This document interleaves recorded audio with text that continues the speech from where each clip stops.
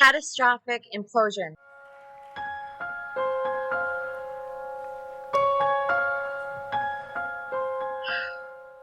The Titan earned its place in history last week beside the Titanic, only 1,600 feet away or so.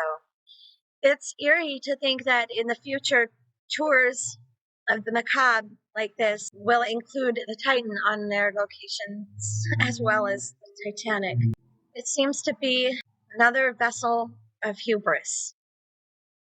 It was run by a ship on the surface called the Polar Prince, because this was not a submarine but a submersible, which meant that occupants were literally bolted in from the outside, ignoring for a minute the irony and appropriateness of the name Ocean Gate, considering the scandal that it eventually got caught up in. Stockton Rush himself knew that he was controversial, so maybe there's some sort of a social intelligence humor nod in that name, or maybe it's just hubris. I don't know. One of the benefits of being the CEO, I'm going to I get to do the first dives and most interesting dives. Engineer, pilot, CEO of Ocean Gate. He was absolutely an innovator, but he cut corners. I'd like to be remembered as an innovator. I think it was General MacArthur said, "You're remembered for the rules you break." And I've broken some rules to make this.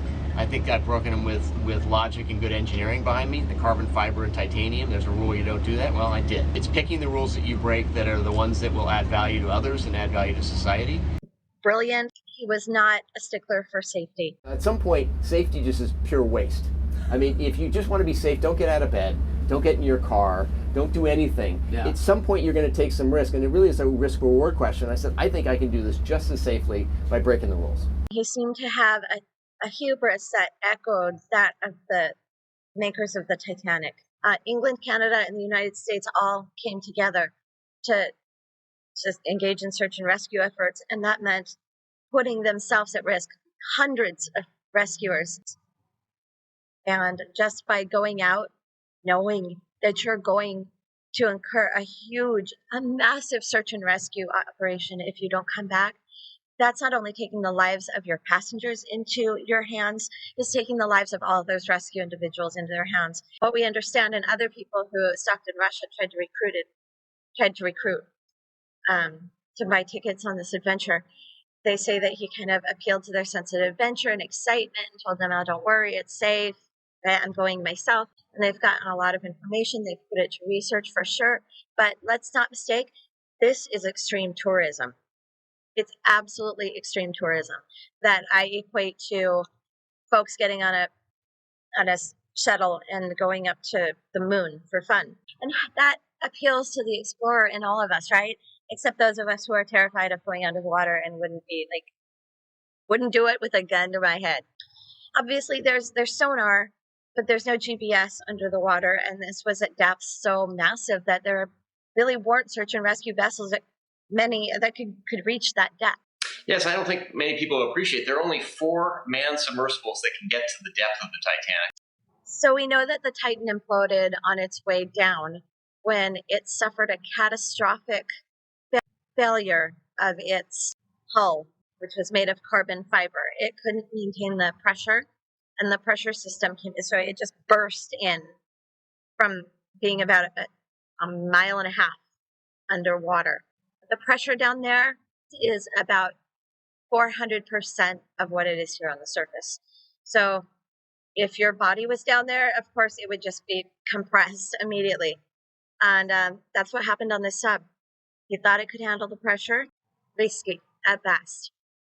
There's an interesting interview by another father and son. This son is 19. We're going to go. Stockton Rush actually flew on a experimental aircraft that was a 2-seater to Vegas to recruit them. And instead of turning them on, this actually kind of turned them off because the father was a pilot. And then on top of it, his son looked at the parameters, and his kid's so smart as heck. And he said, "Dad, this is not safe. This thing isn't going to make it."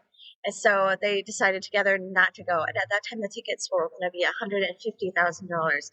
So it's my understanding that the father and son duo who went in their place. I hate to say it, but went instead of them, paid around $200,000, which is the amount, given inflation, that the Vanderbilt suite went for in the Titanic. You make of that what you will. Another interesting fact, this submersible was operated by a PlayStation 5 controller.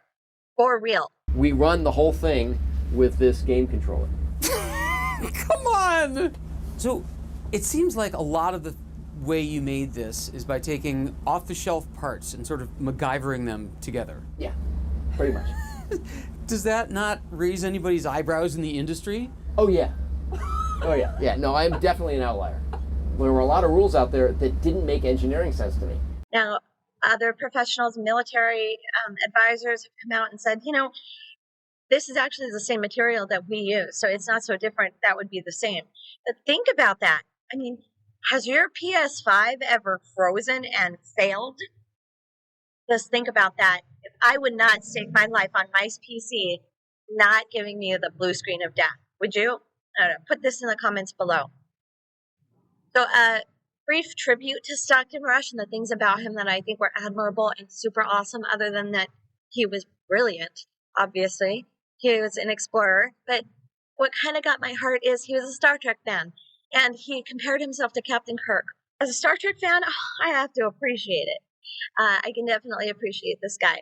And tricky side note, in Picard, the Titan is captained by none other than Captain William T. Riker. So if you are a Trekkie, Stockton Rush was super, super into space. He decided at some point that the future of science and exploration and innovation was undersea. You might be right, because underwater is a more wild and a more inhospitable place to humans in many, many ways than space is. Because this is where we're going to find the strange new life forms, and the future of mankind is underwater. It's not on Mars. We're not going to have a base on Mars or the moon. We'll try, we'll waste a lot of money. We will have a base underwater. So I admire him for his bravery. In many ways, I think he probably was a lot like Captain Kirk, my least favorite captain. Sorry, guys. I'm a Picard fan until the end of time. Engage. Make it so, number one. Stockton Rush's belief in himself was contagious, and his excitement was contagious, and he was probably a truly charismatic man who was easy to like and easy to believe in.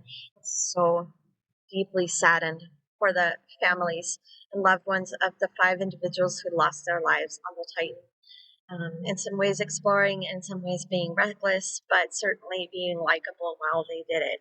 It's one thing when you're risking your own life. It's another thing when you're taking with you the lives of others.